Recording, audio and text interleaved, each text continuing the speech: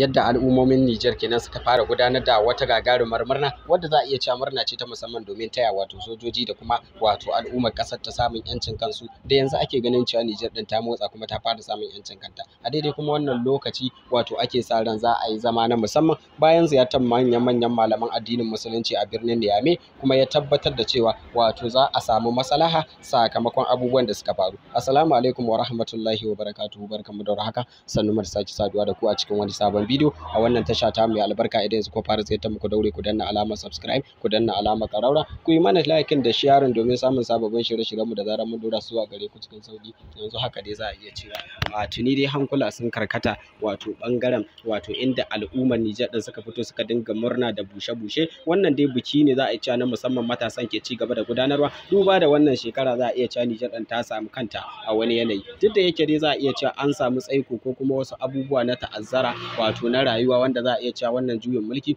wato ya janyo ya kuma haddasa su. Sai dai kuma al'ummomin Niger karon farko za a iya cewa an ga suna taya murna wato ga sojojin da suka kifar da gwamnatin Bazoum. Har yanzu dai babban hasashen da ake gani shine wato dalilin da yasa matasan ke murna da kuma wato goya ma sojoji baya a wannan ƙasa shine wato yadda ake ganin ci gaba ya zo na korar wato turawan mulkin mallaka musamman ma a ƙasashe irin da Faransa ta rena, wanda za a iya cewa ƙasashen Niger 10 wato ƙasashen Faransa 14 da ta rena wanda har yanzu bata ba su cikakken yanci ba, tana ci gaba da wato mulkar su. Yanzu haka dai za a iya cewa Niger din tana ɗaya daga cikin ƙasashen da suka fara samun yancin kansu, sai dai kuma sojojin sun tabbatar da cewa za su gurfanar da Muhammad Bazoum ma'ana a gaban kuliya domin dai ya girbi abin da ya shuka. A cewar dai sojojin wato har yanzu ba su dai bayyana asalin dalilin da yasa za su gurfanar da Muhammad Bazoum ba, duk da yake dai sun yadda za a zo a yi zaman sulhu a ƙarƙashin wannan zama.